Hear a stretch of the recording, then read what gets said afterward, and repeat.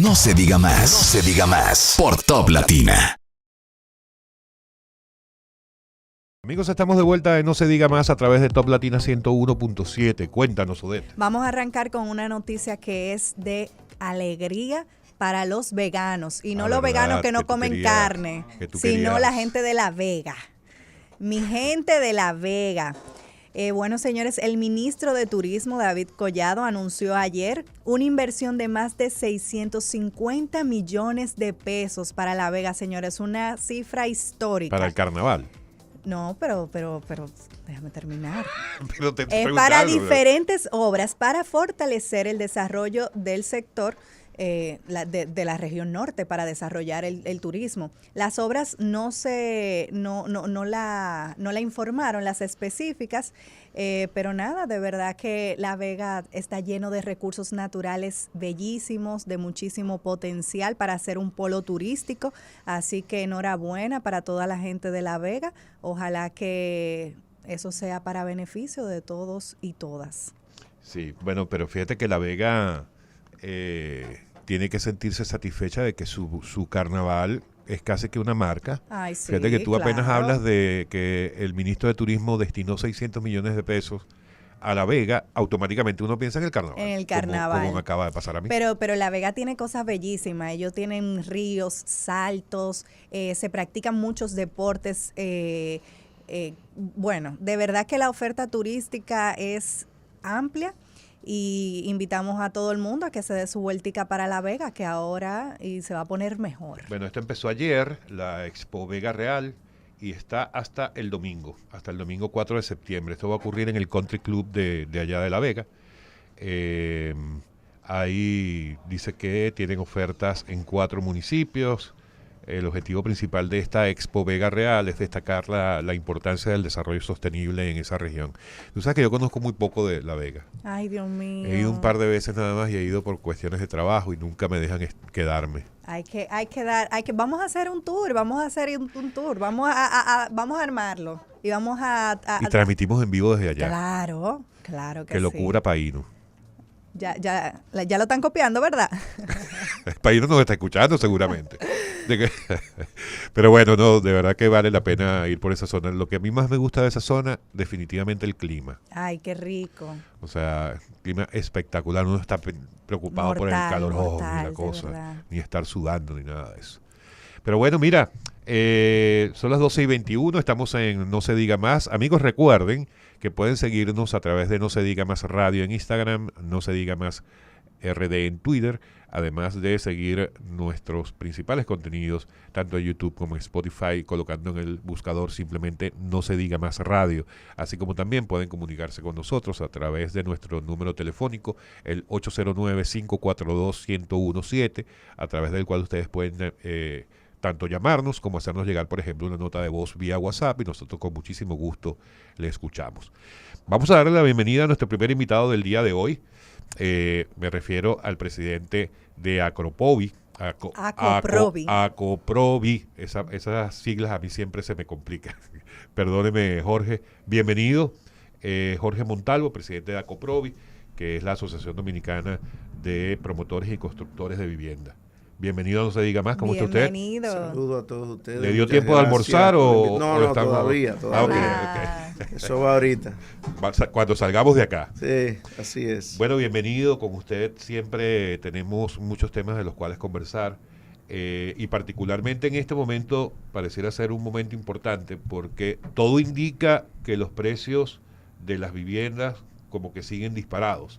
Se habla incluso que ha superado hasta un 50% de incremento de los costos de la construcción en el país.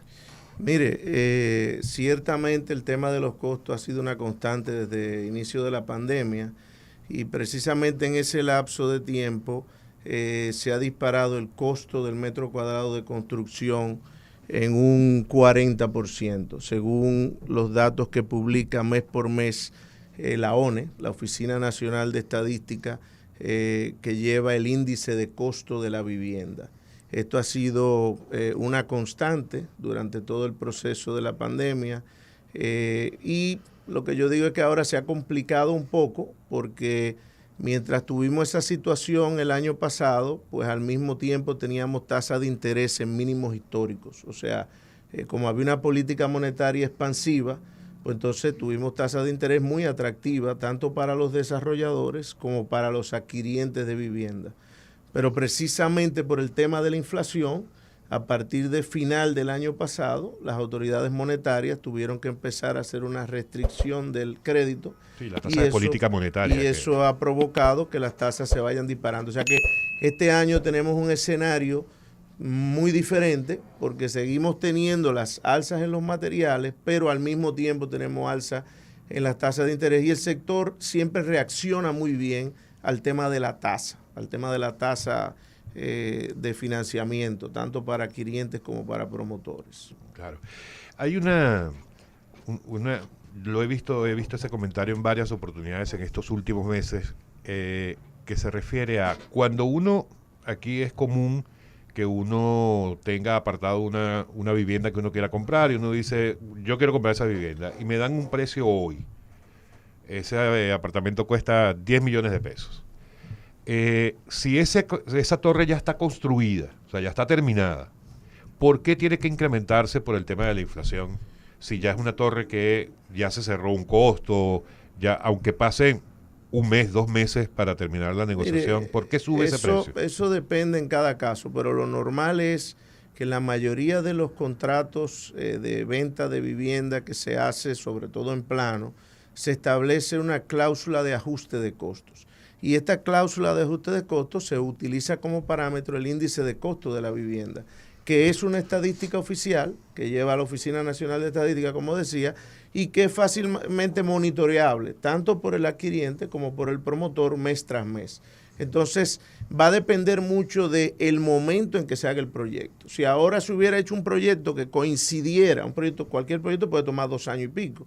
Si un proyecto arrancó, por ejemplo, en marzo, precisamente con la pandemia, vamos a decir, y terminó recientemente, entonces ese proyecto habría recibido un impacto del 40%, que estoy hablando de que se ha subido el índice de costos, pero eso va a depender del momento en que sucede el proyecto, o sea que cuántos meses faltaban, y por eso es muy válido tener una cláusula oficial, con un índice oficial, que sencillamente le da seguridad a las partes, ¿no? O sea, ya se sabe que no es que el ingeniero se le antojó o que el ingeniero dijo que le ha subido, sino, no, mire, cuando firmamos, ¿en cuánto estaba? ¿Y cuánto está ahora? Entonces, al final, en situaciones como la que ha habido, es un tema también de generar empatía y de generar comunicación, clientes, promotores, y ponerse de acuerdo y repartir la carga. Porque al final los mismos adquirientes, hay una plusvalía que se ganan cuando compran en plano, o sea que hay todo un tema. Pero en este momento, nosotros sí como sector vemos la posibilidad de que, por ejemplo, las autoridades del Banco Central, en la medida que vean que la inflación empieza a bajar de manera constante mes por mes, que se está monitoreando. Fíjense que a principio de año eso andaba en más de un 1% mensual, ya ahora en la última cifra es 1.65. Nosotros entendemos que en la medida que las autoridades vean que eso va bajando consistentemente, pueda venir, por ejemplo, una liberación de encaje para fines de financiamiento de vivienda nueva, que eso se ha hecho en el pasado con muy buenos resultados, y eso pueda servir para dinamizar el sector. De igual forma, otra expectativa que tenemos es que hay algunos materiales, por ejemplo, en el caso del acero, la materia prima que utiliza el acero para su fabricación ha estado bajando, que es la palanquilla, consistentemente en los últimos 3 meses en el mercado internacional.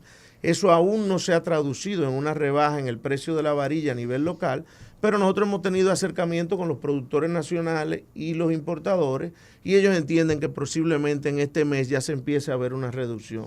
Yo recuerdo que cuando se inició el conflicto entre Rusia y Ucrania, se decía que el 70% del acero que se usa en República Dominicana venía precisamente de Ucrania. ¿Es así? Sí, se referían precisamente a lo que yo estaba comentando, que es la palanquilla, la materia prima, porque aquí tenemos un productor nacional que procesa esa palanquilla. Entonces, ese productor nacional inmediatamente empezó a buscar otros mercados, fue ubicando porque hay palanquilla en otros lugares del mundo, y entonces esa palanquilla que en su momento se disparó de manera importante, empezó a ceder. Entonces, los últimos 3 meses ha estado bajando y por eso entendemos. Es igual que, por ejemplo, los fletes. Los fletes fueron un tema importante para el sector el año pasado. ¿Por qué? Porque un flete de China que costaba antes de la pandemia menos de $2,000, llegó a costar hasta $22,000. ¿Qué significa eso? Que a veces se pagaba más de transporte que lo que traía adentro. O sea, costaba más transportar que lo que traía adentro. Entonces, ¿qué ha sucedido últimamente? Que también de manera consistente ha empezado a bajar. No ha llegado a los 2,000, pero anda por los 12,000, y esto no se ha traducido todavía en una rebaja de precios de esos materiales a nivel local, que es lo que esperamos que empiece a suceder para ver si con esos elementos que he comentado el sector puede dinamizarse de nuevo, porque la ralentización es evidente. Por ejemplo, si ustedes ven la cifra de Banco Central, un sector que el año pasado creció 23.4%, el segundo mayor de la economía. Este año, por ejemplo, en el primer trimestre teníamos un 6, pero en la siguiente 4. En el siguiente reporte 2, y estos son datos de Banco Central, y en el que publicaron esta semana ya vamos por 1.9. Y si tú lo miras de manera un mes contra el otro, porque eso es acumulado, si tú lo miras julio 2021 contra julio 2022, estamos en menos 4. Entonces, nosotros sabemos que el sector, las autoridades saben el impacto que tiene un sector construcción dinámico para la economía en sentido general por su capacidad de derrame, y por eso sabemos que están atentos a tomar las medidas adecuadas. Señor Montalvo, nos gustaría saber, con relación a los planes del gobierno que iniciaron hace ya 2 años y que eso podemos decir que colaboró mucho con la dinamización de ese sector, me refiero a los planes de vivienda, específicamente el plan Familia Feliz, como también el que realiza el Ministerio de la Vivienda, Mi Vivienda. ¿Cómo esto ha impactado el sector? ¿Cómo se sienten los constructores de vivienda con relación a esos planes? ¿Y qué nos puede decir de los avances? Mira, nosotros desde el principio apoyamos firmemente esas iniciativas, porque la realidad es que el tema de la vivienda social no había podido ser atendido por el sector privado, porque siempre en todos los países del mundo el tema de vivienda social requiere un apoyo del Estado. Pero aquí anteriormente tampoco se había abordado ese tema de manera efectiva, porque un gobierno que puede hacer 200 viviendas al año en un país que tiene un déficit de 1.500.000, no hay forma de crear un impacto. Estos planes sí pueden dar resultados por la forma en que están estructuradas, porque el gobierno es más bien un facilitador. O sea, van a dar subsidios a la tasa para los adquirientes, van a dar incentivos, subsidios al inicial. Entonces van a facilitar que la persona pueda adquirir la vivienda. Pero por otro lado, la idea es involucrar al sector privado, que sea el sector privado en que ponga la otra parte. Yo ahora tuve la oportunidad de participar en el encuentro de Uniapravi en Panamá la semana pasada, y con participación de diferentes países, con todo lo que tiene que ver con política de vivienda. Y es increíble, por ejemplo, el impacto que ha tenido la vivienda social en Colombia, que es el modelo sobre el cual está referido el modelo dominicano. Actualmente en Colombia el 65% de la vivienda que se construye es vivienda social.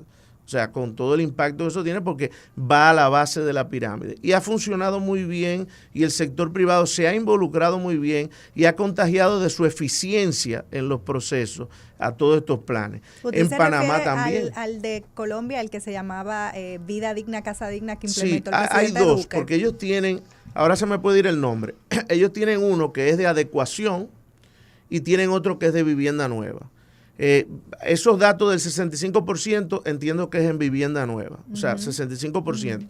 Entonces, yo creo que esos planes han empezado a rodar, empezaron el año pasado, han tenido inconvenientes por el mismo tema de la salsa de los materiales, porque tú tienes que tener estabilidad, o sea, tú tienes que tener unos, o sea, ya después que tú haces después que tú le calificas a una persona, porque ese es el tema, o sea, en el bajo costo y en la vivienda social, la diferencia a veces entre que una persona pueda acceder a un financiamiento o no, puede ser $1,000 en una cuota. Entonces, fíjate lo delicado que es. Si hubo un ajuste en los costos, Si ahora yo tengo que tomarme en el banco, yo no puedo porque tal vez estoy a tope. Entonces, es como yo digo, yo creo que ahora más que nunca, sector privado y sector público están en un mismo barco con este tema. Una de las herramientas que, por ejemplo, tiene el Estado para ayudar con este tema de la vivienda social y aparte de motivar esos planes, es, por ejemplo, lo que tiene que ver con el tope de la vivienda de bajo costo. El año pasado se tomó una medida muy importante. Nosotros inclusive habíamos tenido la oportunidad de solicitarle al presidente eso desde principios de año. Eso hubo que someterlo al Congreso, claro, con todo lo que eso implica, y finalmente fue aprobado a final de año, noviembre por ahí. ¿Cuál fue el inconveniente? Que la inflación prácticamente se tragó todo lo que se había aumentado. ¿El aumento de cuánto fue? El aumento fue importante, pero con una inflación tan grande fue de 3.8 a 4.5 millones. Entonces, ¿qué es en donde está este momento? Nosotros nos acercamos, por ejemplo, a las autoridades de DGI a principios de año, hace unos meses, pidiéndoles que hicieran, porque ellos son los encargados de hacer la indexación que se hace año por año, y nos dijeron que como se puso el tope tan al final del año, ellos no tenían presupuesto para hacerlo en este momento. Nosotros sugerimos, que es una sugerencia, que pudiera, por ejemplo, decirse, bueno, porque eso es para el tema de bono y TEBI, que reciben las personas, que representa casi un 10% del valor del inicial. Y nosotros decíamos, mira, no alteremos su presupuesto, porque es el presupuesto de ITEBI. Sencillamente, movamos el tope y dejemos los bonos igual. O sea, que la persona reciba, aunque haya un ajuste en el monto de la vivienda de bajo costo, que usted siga recibiendo el mismo bono que estaba supuesto a recibir, con el que estaba calificado. ¿Pero qué permite eso? Que los proyectos que habían sido calificados como de bajo costo sigan siendo de bajo costo al mover la calificación.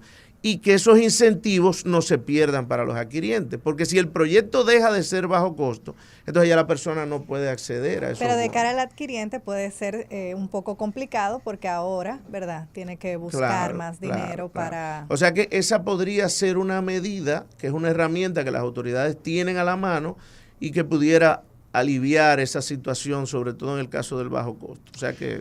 ¿Ustedes conocen cuál es el nivel de déficit de vivienda que hay actualmente en República Dominicana? Mire, eso precisamente ahora mismo el Ministerio de la Vivienda está trabajando en unificar el criterio para definir el déficit, porque en los últimos años hay gente que habla de 2 millones, hay gente que habla de 1,5 millones. Realmente no se tiene el número. Y hay una parte que es el déficit cuantitativo y otro el cualitativo, que es: yo tengo una vivienda, pero no es una vivienda apta. O sea, no está en condiciones. Entonces, cuando tú sumas las dos calificaciones, es que tú llegas a ese número del 1,5 millones. Probablemente el cuantitativo debe estar más cerca del 1,000,000. Pero precisamente, como les decía, ahora se está trabajando a partir de la creación del Ministerio de la Vivienda el año pasado, en la cual ACOPROVI tuvo una participación importante, porque nos pasamos 20 años promoviendo que el país pudiera tener un ministerio, y con la voluntad política de estas autoridades, eso finalmente se llevó a la realidad. Se han logrado conquistas, sí, a pesar de que... 20 años, y nosotros le puedo decir que en agosto del 2020 llevamos un anteproyecto junto con el sector social, que había sido consensuado, y en un año había una ley de vivienda. O sea que ciertamente han habido avances, y eso se va a ir viendo cada vez más, porque precisamente el ministerio próximamente ya va a presentar su plan decenal, por ejemplo. O sea, ¿cuál es el proyecto para vivienda en los próximos 10 años? Y esto es sumamente importante, porque es la hoja de ruta que va a tener y el sector privado estará atento a eso, porque, como decíamos, todos estos proyectos de vivienda social tienen una participación y deben tener una participación del sector privado. O sea que, yo creo que es muy interesante y muy importante lo que se ha podido avanzar. En términos de cuando se le da un financiamiento a familias de no tantos recursos, por no llamar vulnerables, porque son de pocos ingresos, ¿ustedes tienen la misma información que las entidades financieras en cuanto a que ese tipo de personas son las que tienen un nivel de morosidad menor cuando toman préstamos? ¿Ustedes coinciden en eso? Así es. Sobre todo, por ejemplo, nosotros tenemos una interacción muy fluida con la banca, porque, como dice un promotor amigo, nosotros más que vender apartamentos, vendemos hipoteca, a veces diría, porque claro, casi siempre las viviendas, 7 de cada 10 viviendas que se venden vienen amarradas a un financiamiento hipotecario. Y la información que tenemos de parte de la banca es que precisamente la vivienda de bajo costo es la que tiene la menor morosidad en toda la cartera hipotecaria. Estamos hablando de menos de un 1%. O sea que el sector de bajo costo paga bien. O sea, cuando invierte en una vivienda, cuando hace ese sacrificio, no deja perder la vivienda. Y la información que tenemos, porque aquí todavía está muy, muy crudo el tema de vivienda social, apenas está empezando, es que, por ejemplo, en Colombia un poco lo mismo. O sea, el resultado que ellos han tenido es que precisamente cuando tú le das los incentivos adecuados, cuando tú le das ese subsidio a la tasa, esos subsidios iniciales, ya cuando la persona se embarca en esos préstamos, normalmente paga muy bien. O sea que, y eso es muy positivo tanto para el sector como para el sistema financiero y para el país en sentido general. Porque ahí hay un tema, señores, lo que representa una vivienda para una familia. Eso es el sueño de todos los dominicanos. Y es la posibilidad de realmente poder salir del ciclo de la pobreza.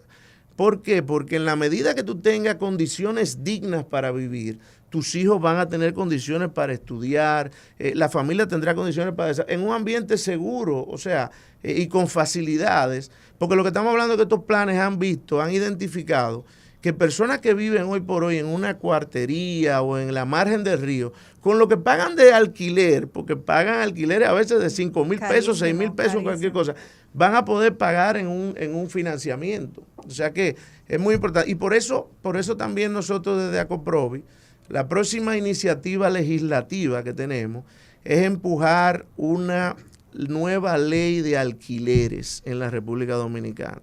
Y vimos con muy buenos ojos que inclusive ahora en la Cámara de Diputados el presidente Pacheco mencionaba que hay un interés en aprobar eso, y por eso nosotros, que hemos estado trabajando en una propuesta en ese sentido, pensamos llevarla para ver las coincidencias y ver cómo se puede aprobar algo que permita que el desarrollo inmobiliario en vivienda para fines de alquiler se pueda desarrollar, valga la redundancia, de manera masiva, que no ha sucedido hasta ahora. O sea, aquí hay una cultura del alquiler, pero una gente que compra 2 apartamenticos para cuando esté mayor vivir de esa renta, pero la misma poca seguridad jurídica que ofrece la normativa actual no ha permitido que eso se desarrolle como en otros países donde a veces el 50 o el 60% de las personas viven en alquiler. Y eso está bien, eso es un paso. O sea, lo importante es que la gente viva en una vivienda digna.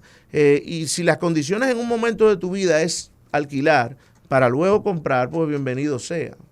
Claro, lo que pasa es que lo que dice, o sea, la seguridad jurídica, sobre todo del propietario. Correcto. Porque cuando tienes a alguien al que le alquila y esa persona se puede mantener allí por 20 años y hasta sin pagar y no hay manera de resolverlo, nadie va a querer tenerlo. Esas son cosas que hay que resolver para que se pueda dinamizar, como en otros países donde inclusive aparecen inversionistas que compran para fines de vivienda de bajo costo o para fines de vivienda social. Aquí eso es impensable, porque no hay seguridad jurídica. Claro. Entonces, pudiéramos empezar a ver proyectos de construcción masivos de bajo costo para fines de alquiler. O sea, eso es lo que puede traer. O sea que nosotros entendemos que una buena ley de alquiler puede tener un impacto igual o más que el que tuvo en su momento la ley de mercado hipotecario y fideicomiso, por ejemplo, sí, claro, que ha democratizado el tema de la vivienda de bajo costo, ¿no? O sea que es importante darle continuidad a esos temas. Bueno, Jorge, presidente de ACOPROVI, hoy es viernes.